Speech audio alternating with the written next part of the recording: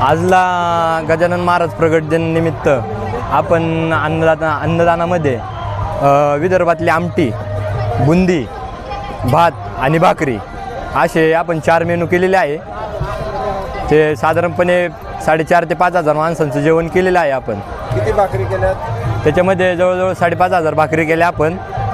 परत जवळ 600 किलो बुंदी केली, जवळ 250 ते 300 किलो भात केला आणि आमटी जवळजवळ 1200 ते 1300 लिटरपर्यंत आमटी केली आपण। या भाकरी चुलीवर करताना दिसतात हे लोक? हो, सर्व भाकरी आपण ज्या सर्व भाकरी केल्या त्या सर्व चुलीवरच केल्या।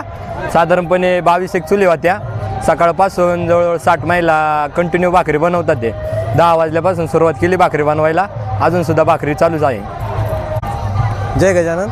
आमच्या विदर्भात सर्रासपणे हा मेनू मिरच्याची भाजी आणि भाकरी अशा प्रकारचा मेनू आमच्याकडे प्रत्येक ठिकाणी सार्वजनिक जे काम असते किंवा उत्सव असतो एखाद्या संतांचा, त्यावेळेस अशा प्रकारचा मेनू आमच्याकडे विदर्भात सर्रासपणे असतो।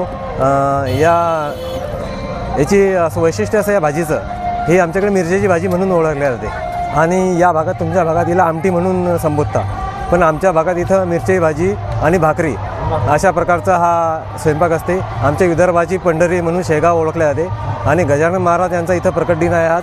त्या निमित्तानं इथं हजारो भाविक आलेले आहेत आणि आमची सेवा करण्याची आम्हाला संधी मिळाली, त्याबद्दल आम्ही नारायणगावकरांचे आभारी आहोत।